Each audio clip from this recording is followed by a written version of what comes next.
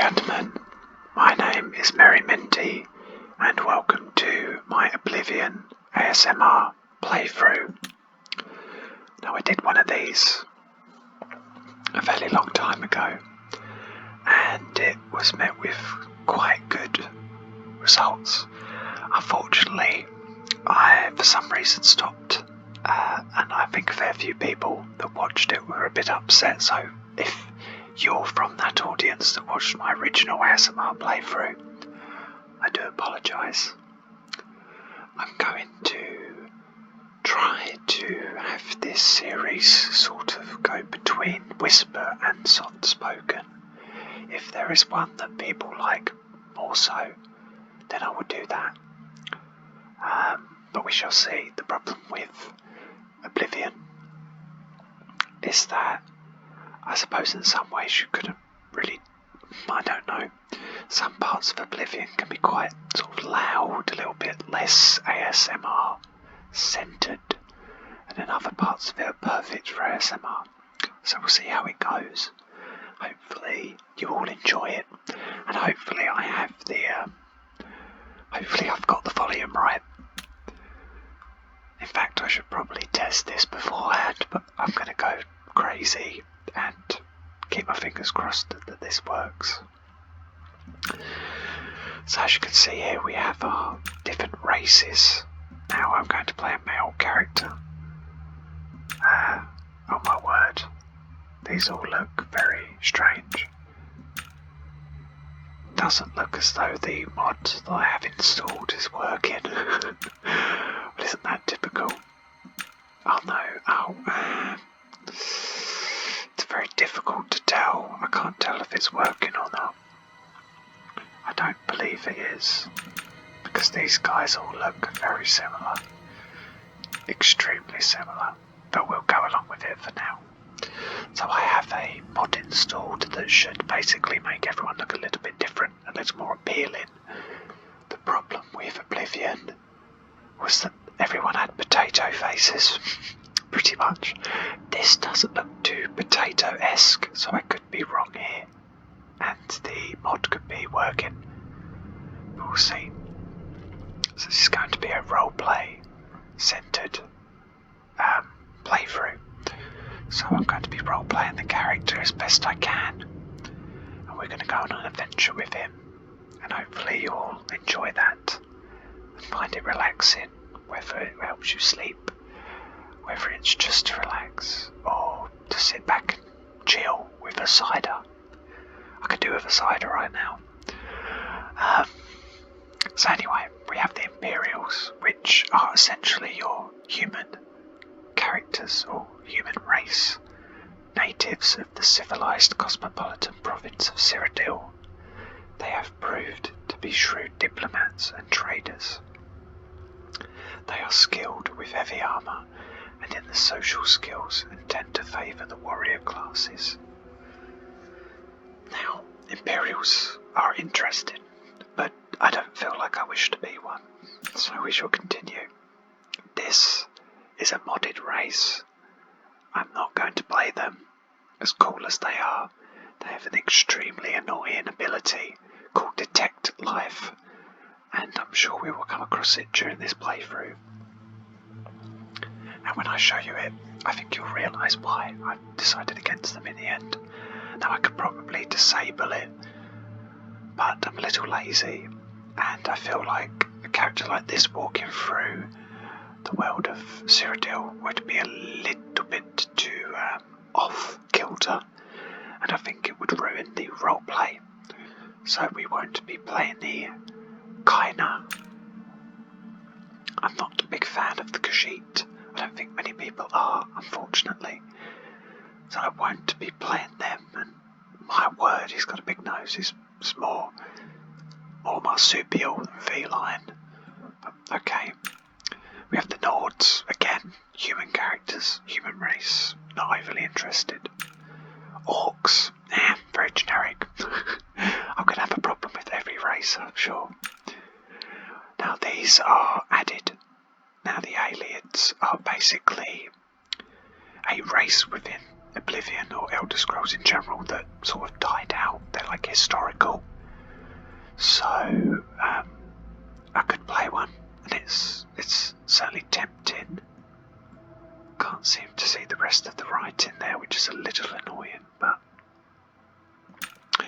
we have another Ayleid. I'm not quite sure what the difference between the two is. I don't think there is one. So the reborn Ayleids are the reincarnation of the ancient Ayleids who were able to nullify their fate as mortals. So, powerful magic wielders, and as such are powerful mages. However, they're also physically superior to most of the remaining mortals of Tamriel, and as such are fit for warriors as well. So this all says the same, just a little extra. I think whoever made this mod must have redone it and noticed that you couldn't read the bottom. But so the old reborn Ayleids are certainly making the list for possible candidates. The Red Guard, again, are another human race. I'm not quite interested in them either. We have a rather grotesque ruined reborn Ayleid. This guy definitely didn't win the lottery on looks. Bless him.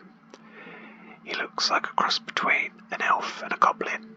Sort of an amalgamation of the two. Kind of a halfway point, as if an elf would turn into a goblin. They are disfigured and damaged. Their terrible ruined forms of life are sometimes referred to as the Fallen Elves, which would make sense. Kind of ties to Skyrim and the Falmer. Is it the Falmer? I think it is. An untouched Ayleid. These guys, they're mysterious. There's no background at all. We could make up our own one. I suppose that would be quite cool, but I don't particularly like the look, so no. We have the classic Wood Elf, one of my favourite all-time races of the Elder Scrolls. The clan folk of the Western Valen forests, also known as Bosmer. Wood Elves are nimble and quick, making them good scouts and thieves, and there are no finer archers in all of Tamriel. Their ability to command simple creatures is well known. Interesting. Always. Oh, we could zoom out. I didn't realise that. Oh, okay, so not by much. Next, Argonian. They obviously are reptiles.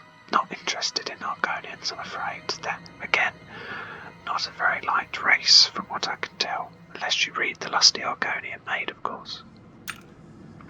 We have an Ayleid.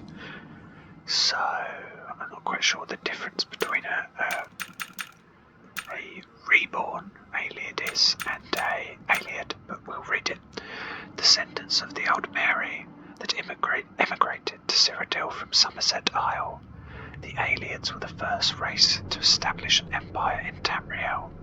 At one point they controlled the entirety of the imperial province of Cyrodiil, but were eventually overthrown by the slave queen Alicia and her people.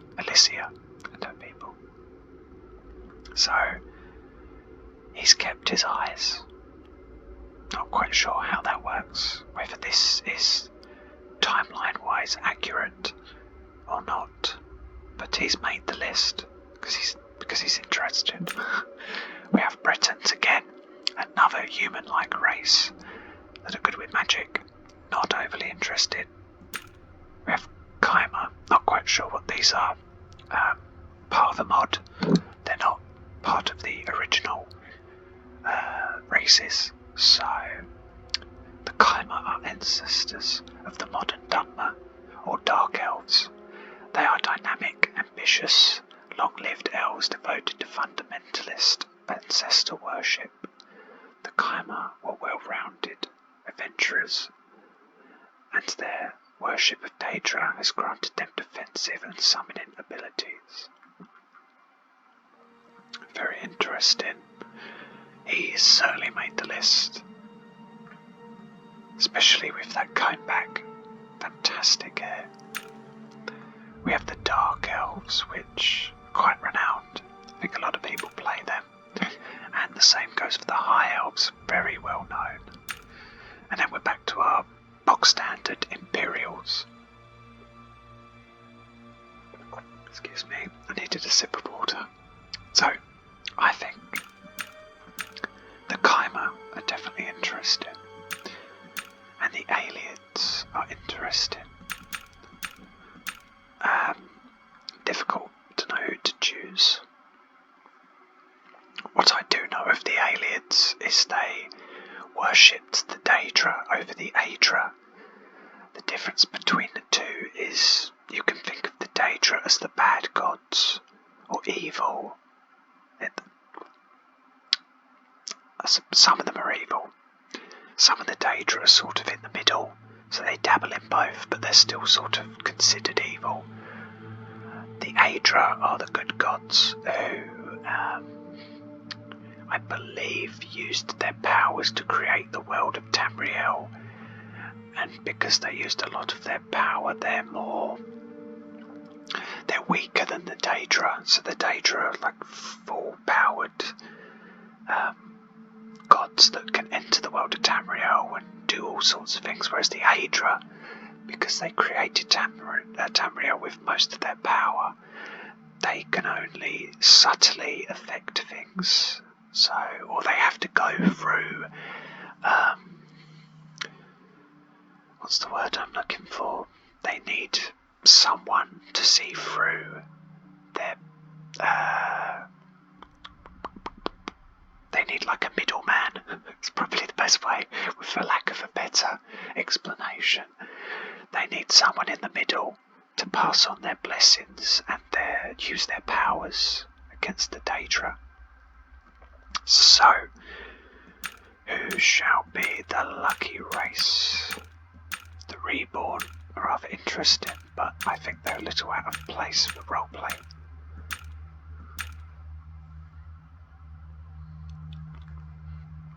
I like the idea of an upset alien who has a bit of a disgust for the Imperials for what they did to his people. But having said that, that would be slightly difficult in some ways to pull off, because you can be inherently evil in the Elder Scrolls, but the issue being is that you often end up not being able to access a lot of the other things in the game. So I think we will go for a chimer, and we shall call this chimer something. I'm not quite sure, I should have really thought of a name. Let us think, what could we call our chimer? It needs to be something fantasy, it needs to be something slightly evil, because these people worship the Daedra, and the Daedra are not good. So we need a slightly evil, fantasy-ish name. And I'm blanking. I'm looking around my room for inspiration, but I can't see any. Just never very helpful. What could we call him? Dearie me. I think we shall call him... Oh dear. Oh, can you not use capital letters? That's very annoying. Ah, there we go. Hadrasil. Yeah, that'll do. Hadrasil. Now we need a last name. Hadrasil.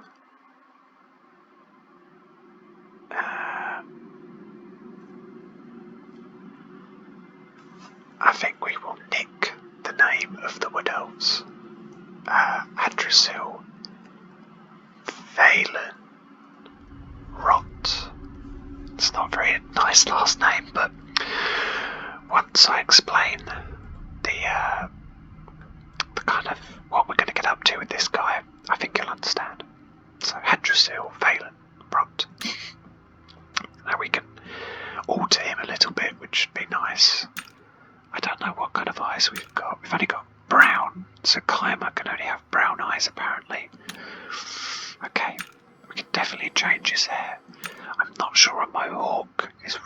fashion right now.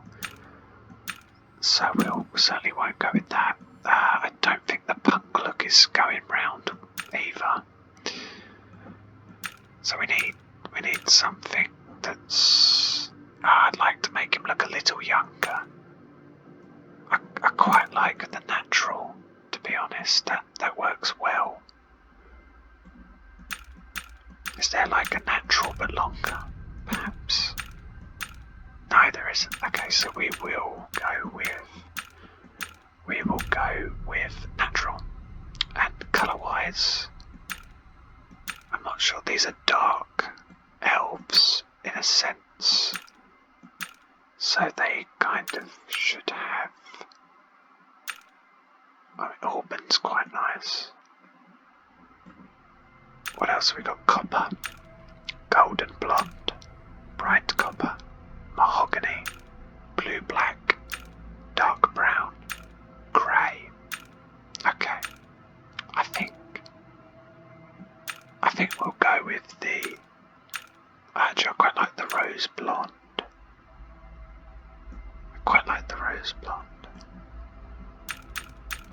Or the Auburn. The Auburn's nice as well. I suppose it goes more with the fact that he worships the Daedra. So we could say that his worshipping of the Daedra for so long because oh my word. Oh wow, that's worrying. We could really minus age him apparently. Crazy. I think we'll go back. We'll go to 100. 100 doesn't look too bad. It's a little bit. He's seen some things. Oh, but we can. Oh, that's really. I don't like the way his eyes are going. I kind of wish I hadn't changed that now, and I can't remember what it was on. Well, that's fine. I'm sure we can work with this. I think I'm going to de-age him a little more. He's not going to be 36. We're going to say he's 100 years old. He's been around for a little bit. And now we have to just let all of the mods sort of kick in. So while they're doing that, I can come up with a little backstory for our Hadrasil Valenrot. Oh, what's this? Okay, so this is one of the mods I've installed. And it allows you to have a different beginning because Oblivion has a very well-known start. And I'd like to avoid that. Whether we do the main story or not, I'm not sure, but we will get to that another way if we do. So we are going to use this mod called Alternative Beginnings. So let's read this. 27th of last seed, 3E, third era, year 433, I believe. I've lost track of how long I've been locked away in this dungeon. My trial was supposed to begin within days. It's been months now. The gods have forgotten me at last. I am down to my last scraps of food which will not last the night. I should never have waylaid that caravan. How was I supposed to know it was the Countess? If only I could do things differently. My life could have been so much more. Wait, where did these statues come from? Have the gods smiled on me at last? So, I'm going to leave this for a second because the mods are still kicking in a little bit. So we have to kind of let them stop. So Hadrasil here naughtily tried to steal from a carriage which was carrying a countess, of which area of Cyrodiil we do not know. But nonetheless, she was a countess. I'm going to say she was connected to the Emperor, maybe a cousin of a long lost, or a distant cousin, should I say. So he's made a bit of an error. For the last 100 years, as a chimer elf, Hadrasil has vehemently worshipped the Daedra, and he continues to do so. But unlike other chimer, he isn't completely enveloped by the Daedra. He has his own interests, and the Aedra, despite the fact he doesn't worship them, do interest him. So he's someone who is open to new things. He is open to exploring and learning and knowledge. In fact, he adores knowledge. He loves to read because he believes knowledge is power. Now, Hadrasil is friendly.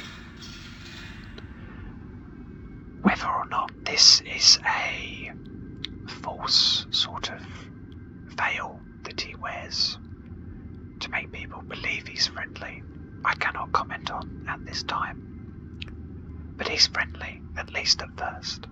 But behind that friendliness there may be some distaste for certain races. There may be an anger. He may have an anger for a certain race for certain reasons. Again, something I won't go into just now. But there is something I will talk about, and something that I do plan to sort of explore with this character, and that is that Hadrasil is, if he was a modern day man, he would be a scientist. He is very into research, he's very into scientific sort of studying and knowledge and logic. He goes by those sort of things, alchemy and all sorts like that, things that he knows can be proven. And to further his love for these studies, including magic, he's fond of magic, as all elves are, in this series at least. He believes that sometimes... So, Hadrasil, being a man of intellect and knowledge and a lover of the magics and the sciences, he believes that sometimes there is a path that must be taken in order to acquire more knowledge, more power, more understanding of the world, and he sees these as necessary evils. Now, I believe this is because he worships the Daedra, as do the rest of his race, and the Daedra themselves dabble in dark activities, and they have no sense of good or evil. Some of them don't anyway. Other Daedra are very evil. Others are sort of on the fence. They have no sense of good and evil. They just do things because they're Daedra, they're powerful. They see no right or wrong. And I suppose being a worshipper of these gods, these dark gods, that has sort of imparted onto Hadrasil himself, and he believes that there is no good or evil. There's a balance, and he feels that what he wishes to pursue in Cyrodiil, and one of the main reasons he came here, is a necessary evil in order to bring more knowledge and teachings to people around all of Tamriel, and that it's necessary. And that leads me on to what Hadrasil plans to do. You see, he heard from his home, I'm not sure whether the chimer have a homeland, I'm assuming they do, because they're a modded race. We don't know, we can make up that, but we'll get back to that in another episode. In his homeland, Hadrasil heard of there being whispers of necromancy being rife within Cyrodiil, that necromancers were growing in numbers and it was becoming more common practice, despite the fact it had been made illegal. More and more people were doing it out in the mountains and in caves, hidden away, where the Imperials would not touch them. So Hadrasil wishes to inspect and find these necromancers and study the art of necromancy. Now, he's dabbled in it a little bit in his own home country, or his where he comes from, for lack of a better word.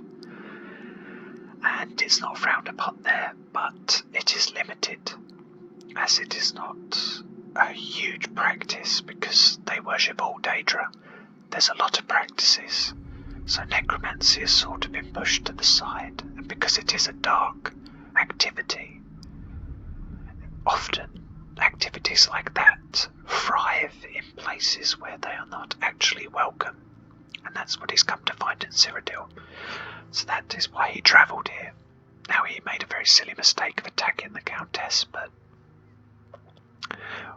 we all make mistakes, and often the Daedra forgive mistakes if the worshipper who has made the mistake can prove themselves worthy, and I suppose that's partly what he wishes to do now for making such a silly mistake and getting himself locked in this prison, that the Daedra may look upon him as unworthy and pitiful for being locked away so easily. So now he's also sort of on a quest to prove himself.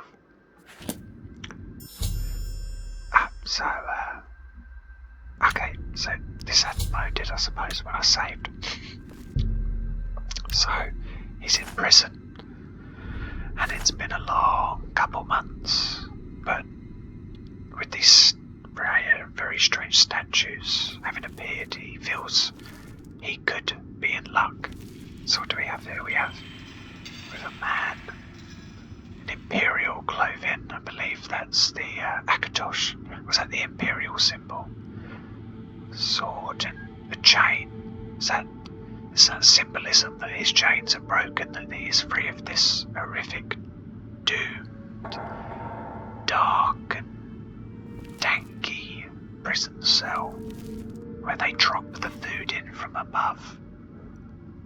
Perhaps it is. So here we have to choose our birth sign.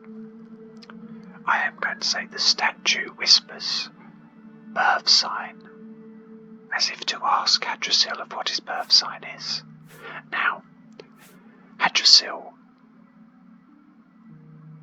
can use weapons. He's not unaccustomed to it because chimer, as all elves, dabble in archery and they use swords. But of course Hadrasil's interest is more so in magic. Now, I can't quite say I like most of these birth signs, and I kind of wish I'd installed a mod and changed them, but it's a little bit late for that. So we're going to have to choose one of these.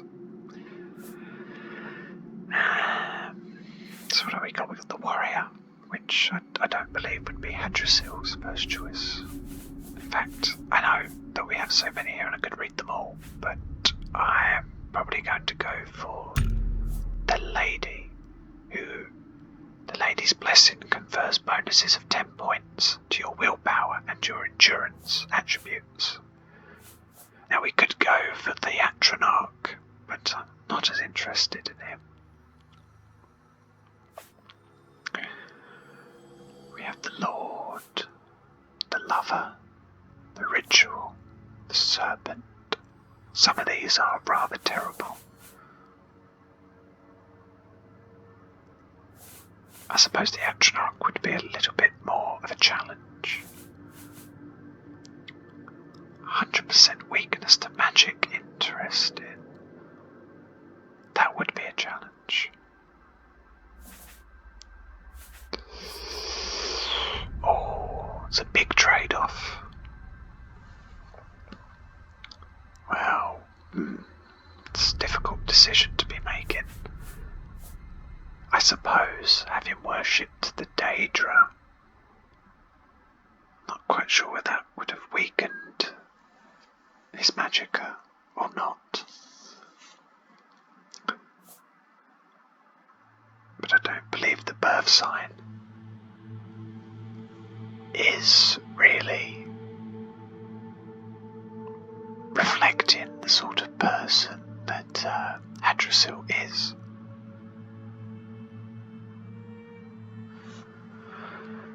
However, a birth sign is something you are born under, so it's not to say. This is very difficult. Oh, I don't like choice sometimes. I think we will stick with the lady because it's a birth sign and he can't he can't help what side he was born under.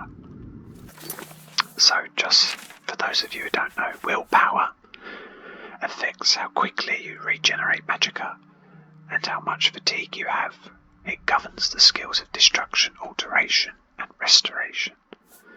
Whereas endurance affects how much fatigue you have, your health, and how much health will increase when you sleep and raise levels. It governs the skills of block, amora and heavy armor. What's the next one? Looks like a king. It says choose class. So we're going to make a custom class. And of course Hadrasil is looking to dabble in necromancy, and as an elf he is quite adept in the magical arts. So we're going to choose intelligence, of course, because conjuration. And for our second, we shall choose... It would be a little bit cliche to choose willpower. Make him a full magic class. So what should we do? I think we'll choose personality. It's not overly beneficial for this character, but this is a roleplay, and as I said before, people come to think he's a very lovely fellow, but there's a lot hidden beneath that veil. So I think he's quite adept in personality. And now we must choose our 7 major skills. Now, of course, conjuration is already on there. Would he be an alchemist? I believe he would. I think he would create poisons to help him, give him an edge. Something that I think the Daedra would do. Destruction, of course. Illusion. How many is that? We have 4 so far.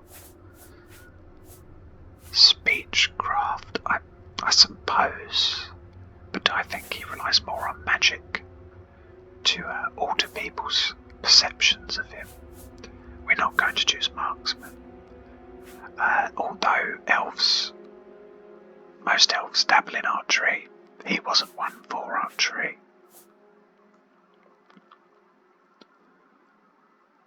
Mysticism was never a favourite of his, but restoration certainly is. And I think for our last one, I believe 1, 2, 3, 4, 5. Oh, we have 2 more. So we shall choose. What's that? Breathe underwater, open locks, shield from physical and magical damage. We will choose alteration, and finally, I believe we should choose a physical ability. In fact, we kind of need to have light armor. But I think we need blades, so we will have to lose something. But what do we lose? Do we lose restoration? Or alteration? I don't believe we should lose illusion, because I believe that's something that he will dabble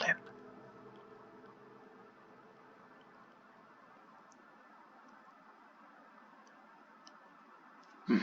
This is very difficult, but I think he should have a blade skill. I'd like to keep destruction. However, I think as much as I would like destruction to be on there, I'm not sure. It's very difficult. I'm trying to keep it roleplay-esque. Would he know restoration? I suppose restoration is more of an Aedra worshipping sort of thing.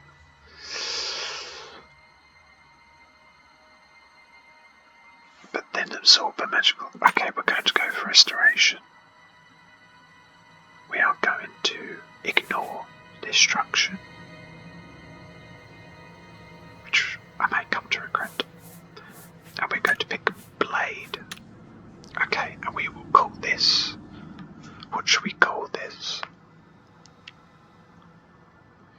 I think we should call this... Oh. The funny thing is we will never see whatever I call this again. This name, it will never be seen, but I'm very particular. So I think we should call this...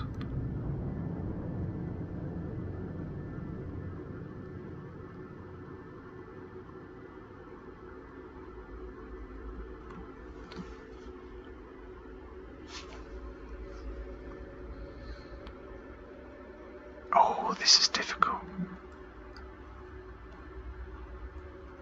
This is very difficult.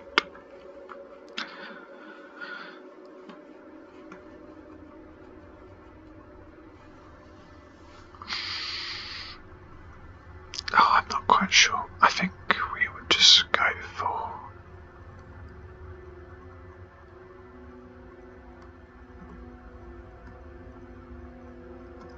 Daedra's servant.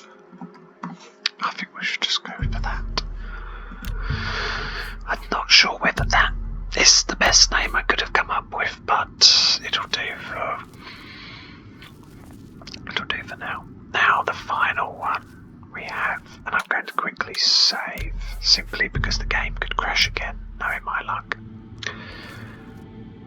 It's a lady. I'm not sure who she is. Choose a start location. So, this is where we choose where our character comes from, or how he got here. It's better, for lack of a better word. So, he's been given a second chance by the gods, whether it's the Daedra or the Aedra, we don't know. We can only speculate. But here we get to choose where we start. So in some senses he immigrated to Cyrodiil. He does not own a house, so that's off the picture. He is not a member of a guild, nor would he be a patron of a local inn, although I suppose he may be. He would... An outlaw is possible. I'm going to rule out a necromancer and a vampire simply because he is not a necromancer yet, and he doesn't have vampirism. He would not be a ranger. He would not be a gladiator. Attacked and left for dead. No. Now shipwrecked is an interesting one. It's very difficult to decide. But I don't think I'm going to say even if it was the Daedra or the Aedra, they would not make it so easy for him. The Daedra would be disappointed he was captured, so would not be nice to him and give him something comfy like a house in Cyrodiil, and the Aedra would expect him to show himself as worthy, just as the Daedra would, but in a different sort of light. They'd want him to prove he was worthy by being good, or worthy of their blessings by turning the other cheek and becoming good. So I believe that either way, the gods chose his starting point for him. He doesn't get off that easily, and so they decided that he would be shipwrecked. Because after all, the gods have granted him this chance, but he needs to prove himself. So shipwrecked. I feel as though I can still change my mind. I don't know how I know this, but I do. I am also becoming very tired and feel as though I must sleep to assume my new life. I only hope it holds more promise than what led me here to rot in this hole. There is only one way to find out. I must sleep. Yes, sleep. My mind grows weary even now. So we are told to sleep. We must sleep. And sleep we will. And this episode has already been fairly long, and I'm going to be rather cruel, and I do apologise, but we will end things here. We've decided our character, we have decided his story, we've decided his name and where he's going. Although the game says that we made this choice, I believe that the gods did, so perhaps Hadrasil chose something different. But the gods will not allow it, so Hadrasil, of course, chose a nice house in Cyrodiil. This was his plan, he chose this one. However, the gods did not agree. So, when Hadrasil wakes up, he's in for a nasty surprise. But until then, ladies and gentlemen, I'd like to thank you for watching. Thank you for listening. I hope you enjoyed this, and I look forward to starting our adventure together in the next episode. Until then, take care, relax, and have a lovely day. Goodbye for now.